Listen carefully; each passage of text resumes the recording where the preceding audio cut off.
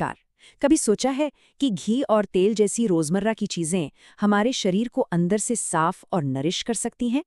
तो आज हम आयुर्वेद की एक ऐसी ही पुरानी थेरेपी स्नेहाध्याय के बारे में बात करेंगे, जो सेहत के लिए इन्हीं ऑयली चीजों का इस्तेमाल करती है। इस पूरे टॉपिक को अच्छी तरह से समझने के लिए हम कुछ जरूरी हिस्सों पर नजर डालेंगे। पहले तो ये कि ये थेरेपी है क्या, फिर इसमें कौन सी चीजें यूज होती हैं, इसे देने के रूल्स क्या हैं, ये किसके लिए ठीक है, और आखिर में ये कैसे पता करें कि ट्रीटमेंट कामयाब रहा। तो चलिए सबसे पहले शुरू करते हैं और समझते हैं कि इस स्नेहन चिकित्सा का बेसिक कॉन्सेप्ट क्या है।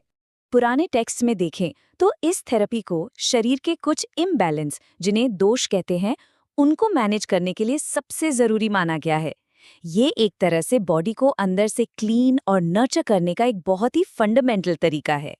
अच्छा, तो ये जो इतनी पावरफुल थेरेपी है, इसमें आखिर इस्तेमाल क्या होता है?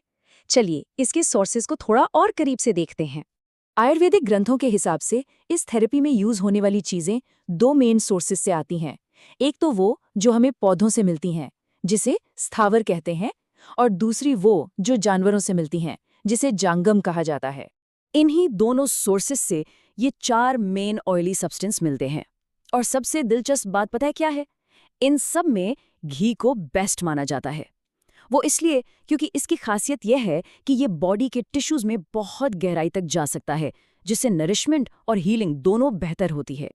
अब जरा घी और तेल को कंपेयर करके देखते हैं, जो कि सबसे ज्यादा इस्तेमाल होते हैं। ये काफी इंटरेस्टिंग है। देखिए, घी जो है वो पित्त और वात दोनों दोषों को शांत करता है, जबकि तेल मेनली वात पर काम करता है। एक और बात, घी रस धातु मतलब बॉडी के प्लाज्मा टिश्यू के लिए भी अच्छा है, और तेल स्किन को स्टेबल करता है। लेकिन इस थेरेपी में सिर्फ सही चीज चुन लेना ही काफी नहीं होता। इसे देने का तरीका, मतलब इसकी जो मेथडोलॉजी है, वो भी उतनी ही जरूरी है। स्नेहाध्याय में डोज का कॉन्सेप्ट बहुत ही यूनिक है।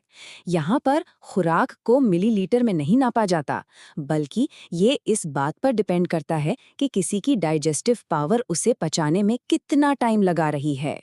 तो देखिए, डोज के 3 लेवल होते हैं। उत्तम मतलब मैक्सिमम डोज, जिसे पचने में लगते हैं पूरे 24 घंटे। फिर है मध्यम डोज, जो 12 घंटे में पचती है। और ह्रस्व यानी मिनिमम डोज, जो 6 घंटे में डाइजेस्ट हो जाती है। इससे पता चलता है कि ये प्रोसेस कितना सिस्टमैटिक है। इस थेरेपी की एक और खास बात है इसका मौसम के साथ कनेक्शन। जैसे घी के लिए शरद ऋतु यानी ऑटम का मौसम, फैट और मैरो के लिए वसंत, और तेल के लिए बारिश का मौसम सबसे अच्छा माना गया है। मतलब नेचर के साथ ये तालमेल बहुत मैटर करता है। और बात यहीं खत्म नहीं होती। सिर्फ मौसम ही नहीं, दिन का समय भी बहुत इंपॉर्टेंट है। जैसे कि वात और पित्त से जुड़ी प्रॉब्लम्स के लिए ये शाम को दिया जाता है, और कफ से जुड़ी प्रॉब्लम्स के लिए दिन के समय। तो अब आते हैं सबसे जरूरी सवाल पर, आखिर ये थेरेपी किसके लिए सही है और किसे इससे बचना चाहिए? तो ग्रंथों के हिसाब से देखें तो ये थेरेपी उन लोगों के लिए बहुत अच्छी है जो ऑयली चीज़ें खाने के आदी हैं, जिनकी डाइजेस्टिव पावर स्ट्रांग है, या फिर जो गठिया जैसी प्रॉब्लम से जूझ रहे हैं। वहीं दूसरी तरफ कुछ लोगों को इससे बचना भी चाहिए। इनमें प्रेग्नेंट महिलाएं और वो लोग शामिल हैं जिनका डाइजेशन बहुत वीक है, ताकि उनकी बॉडी पर एक्स्ट्रा लोड न पड़े। और हाँ, जिन लोगों ने हाल ही में नस्य या वस्ती जैसी दूसरी थेरेपीज ली हैं, उन्हें भी ये नहीं लेना चाहिए। और आखिर में ये कैसे पता चलेगा कि थेरेपी ने अपना काम ठीक से किया है या नहीं? चलिए इसके सफल होने के साइन को समझते हैं। जब थेरेपी सही तरीके से होती है तो उसके लक्षण बिल्कुल साफ दिखते हैं। स्किन सॉफ्ट और ऑयली हो जाती है, डाइजेस्टिव पावर बढ़ जाती है। जबकि अगर ये गलत तरीके से हुई हो तो स्किन ड्राई हो सकती है और डाइजेशन वीक हो सकता है। एक और ज़रूरी बात, ये एक शॉर्ट टर्म लेकिन काफ़ी इंटेंस थेरेपी है। इसे बहुत लंबा नहीं खींचा जाता। इसके ट्रीटमेंट का जो रेकमेंडेड टाइम है वो सिर्फ 3 से 7 दिन का होता है, ताकि बॉडी को बिना थकाए प्योरीफाई किया जा सके। और ये सारी बातें हमें एक बहुत ही ज़रूरी सवाल पर लाके छोड़ती हैं।